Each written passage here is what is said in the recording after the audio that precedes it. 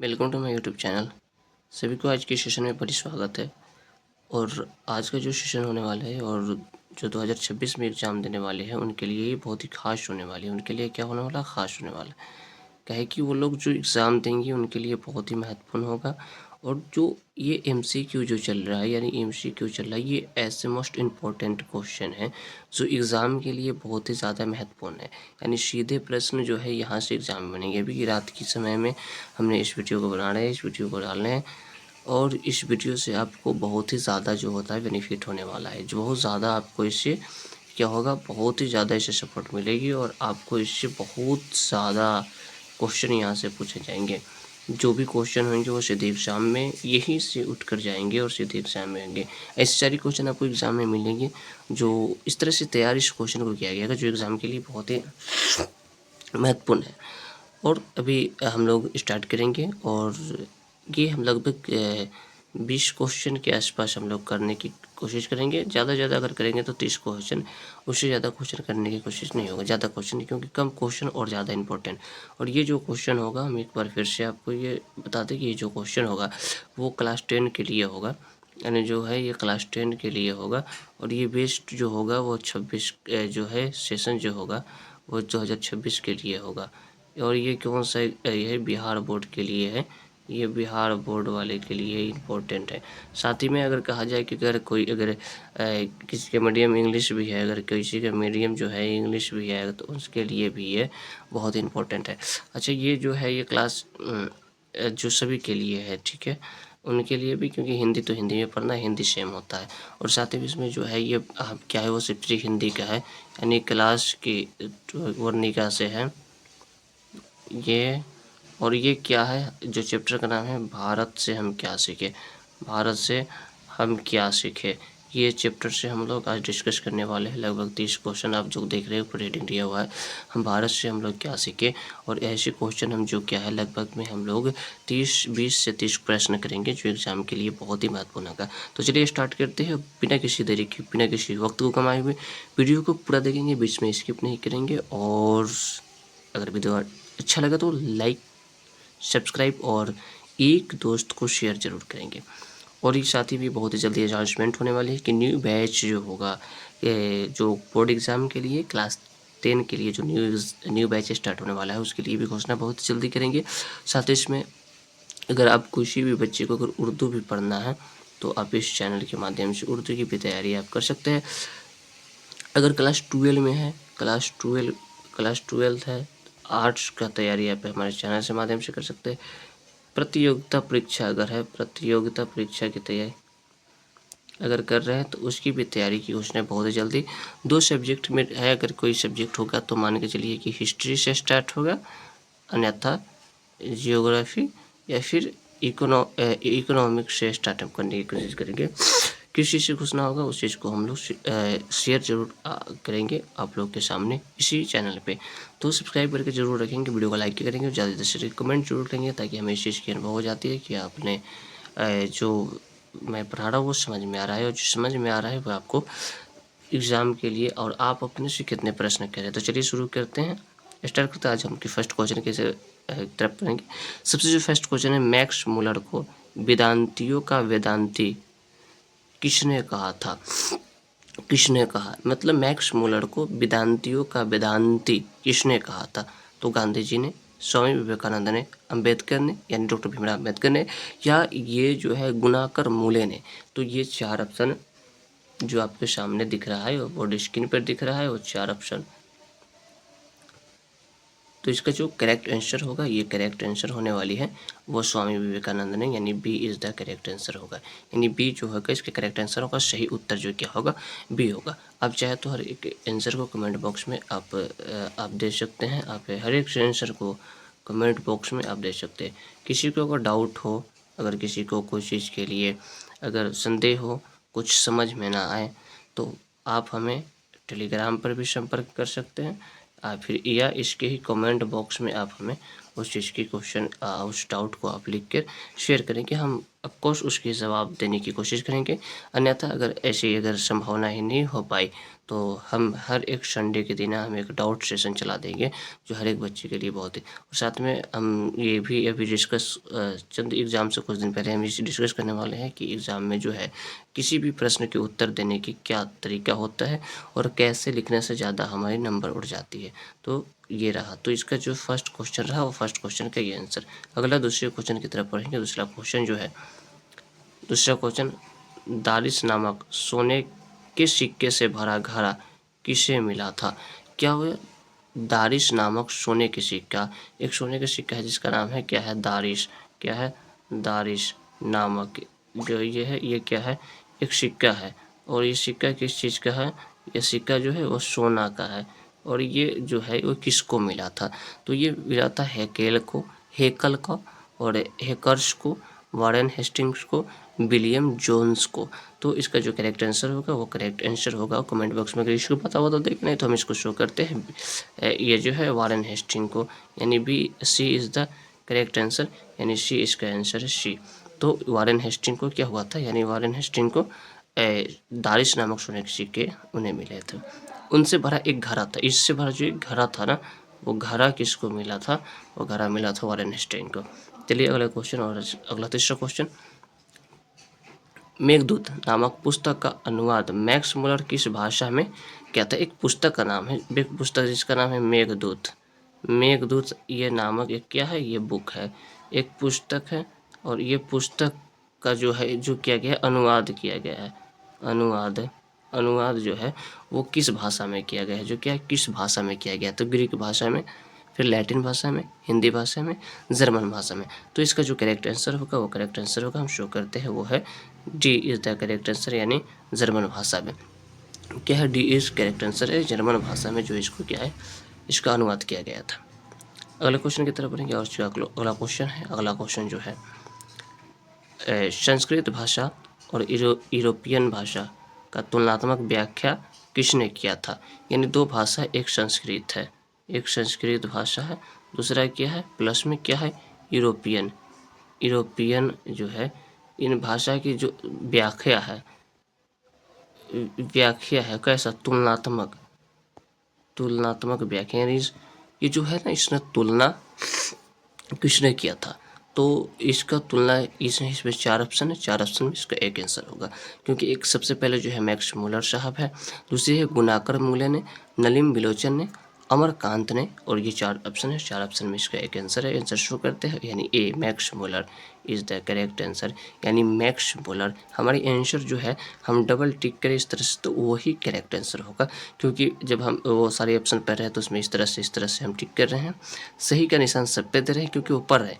जिस पे डबल चिन्ह होगा या फिर जिस पे हम लोग घेरा घेर देंगे वही इसका करेक्ट आंसर होगा। तो आप इस तरह के आंसर में कोई कन्फ्यूज़न नहीं करें। तो ये जो हो गया मैक्स मुलर साहब हो गए। चलिए अगला क्वेश्चन, और अगला क्वेश्चन लास्ट पांचवा क्वेश्चन है, कंठ और केन उपनिषद का अनुवाद मैक्स मुलर ने किस भाषा में किया? दो उपनिषद है, एक है कठ और दूसरा कौन सा है? केन, राइट। ये दो क्या है? उपनिषद है, उपनिषद है, उपनिषद है, दो क्या है? उपनिषद है। और ये दोनों का जो किया गया है अनुवाद कौन किया है?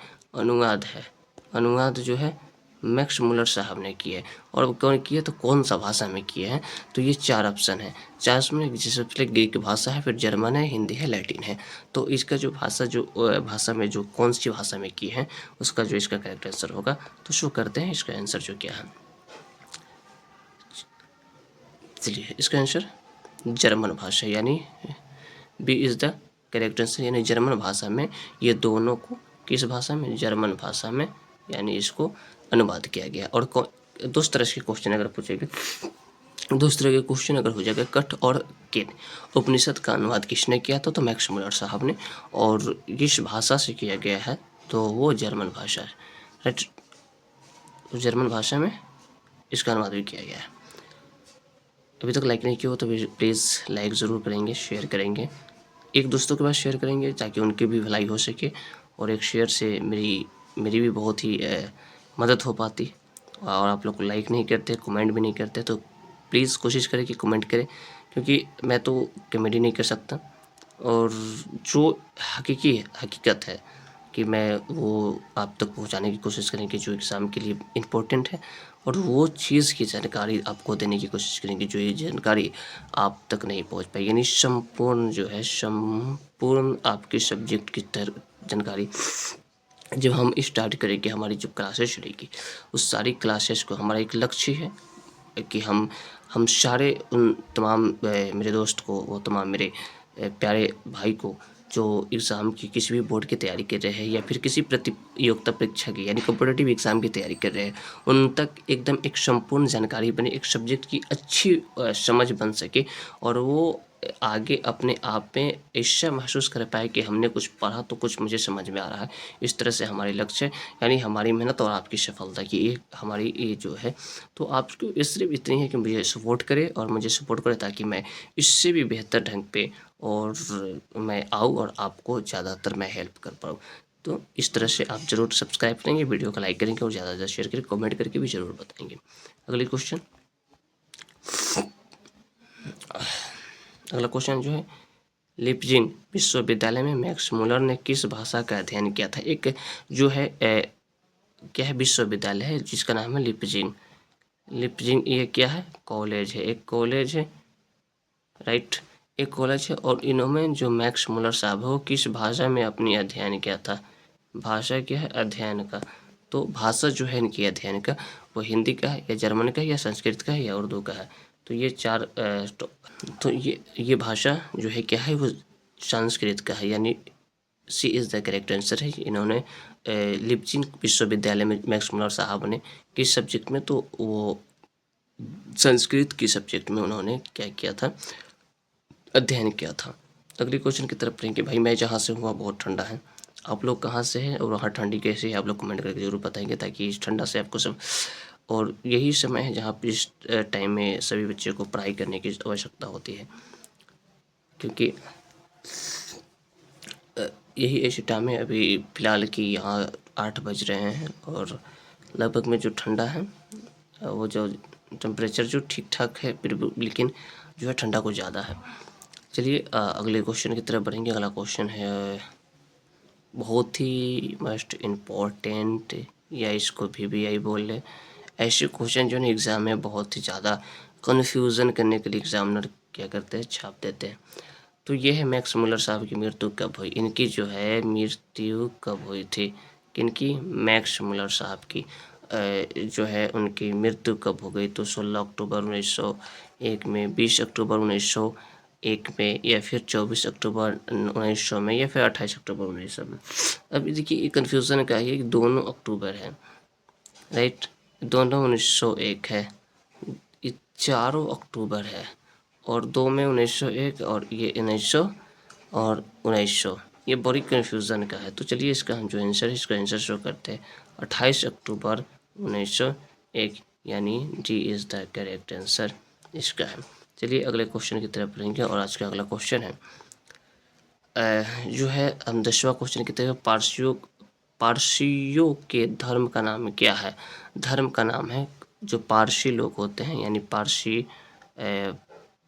पारसियों का जो क्या है धर्म है, उस धर्म का क्या नाम है, राइट, उनके धर्म का जो नाम क्या है, वो धर्म का नाम क्या है? बौद्ध धर्म है, या फिर जैन धर्म है, वैदिक धर्म है, जरथुस्त्र, यानी किस तरह के धर्म है? तो हम इसको करेक्ट आंसर देखेंगे, डी जरथुस्त्र, यानी जरथुस्त्र, इस तरह का ये, यानी D is the correct answer. उनकी जो है पारसियों का धर्म का नाम है। अगला क्वेश्चन, जनरल कनिंघम, तो अगला क्वेश्चन है जनरल कनिंघम का संबंध किससे है? जो जनरल कनिंघम थे उनका संबंध क्या है? वनस्पति विज्ञान से, या फिर भूविज्ञान से, पुरातत्व से, मनोविज्ञान से? तो इसका जो करेक्ट आंसर होगा वो सी, यानी पुरातत्व से है, यानी सी इज़ द करेक्ट आंसर। यानी कनिंघम साहब का जो संबंध था वो पुरातत्व से है। और अगर आप इनके बारे में जानते हैं, शब्द पुरातत्व का मतलब होता है यानी पुरानी सामान, यानी अतीत का जो सामान है उस चीज़ को हम लोग पुरातत्व हम कहते हैं। इसके बारे में विस्तार हम लोग क्या है क्लास 12th में पढ़ेंगे, जब हम लोग फर्स्ट चैप्टर ही पढ़ेंगे, जिसका नाम हम लोग अगर कहे हम लोग हड़प्पा सभ्यता के बारे में हम लोग पढ़ेंगे, वहाँ से हम लोग इसके बारे में पूरी जानकारी ले पाएंगे। अगला क्वेश्चन 10वां क्वेश्चन है 175 दारिश नामक 172 दारिश नामक सोने के सिक्के का घड़ा कहाँ मिला था। अब सबसे पहले एक बात है, हमने कहा था कि दारिश जो एक क्वेश्चन किया था, दारिश नामक सोने का सिक्का, दारिश नामक जो क्या है एक सिक्का है, वो सिक्का किस चीज़ का था, एक सिक्का था उस सोने का था। ये किसको मिला था, सोना का। ये मिला किसको था, इस चीज़ को हमने तो अभी तुरंत ही पढ़ा था कि किसको में, तो वारेन हेस्टिंग्स साहब को मिला था। मिला था किसको, वारेन हेस्टिंग्स साहब को, वारेन हेस्टिंग्स साहब को ये मिला हुआ था।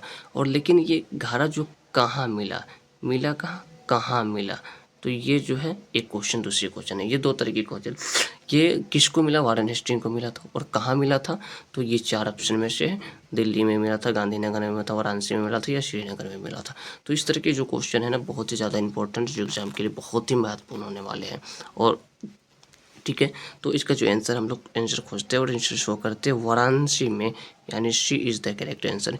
यानी इन जो ये दारिश नामक सोने का सिक्का जो है वो सबसे पहले तो मिला था किसको, अगर मिलने की बात करें तो ये मिला था ये वाराणसी में मिला था किसको, वारेन हेस्टिंग को, वारेन हेस्टिंग को बोला मिला था,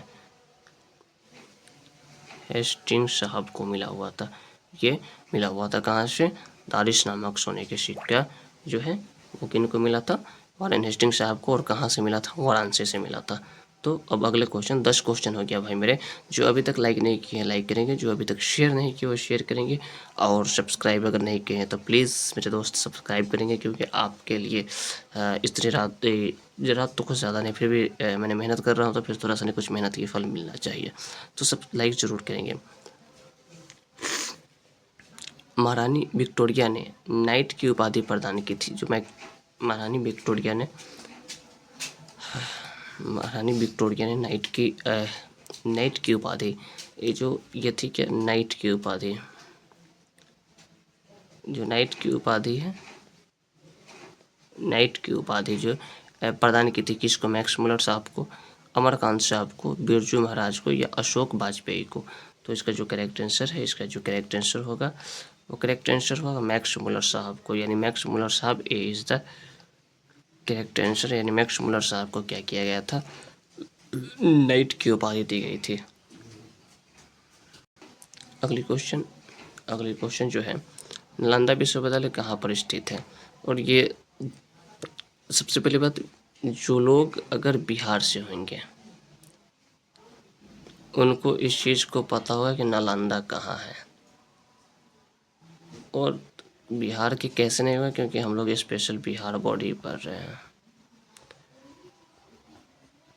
अब जब बिहार बोर्ड की तैयारी कर रहे हैं और बिहार से ही है, तो फिर नालंदा विश्वविद्यालय कहाँ, ये कहने की कोई ज़रूरत नहीं है, क्योंकि इतनी आसान क्वेश्चन तो शायद एग्ज़ाम में भी ना पूछे।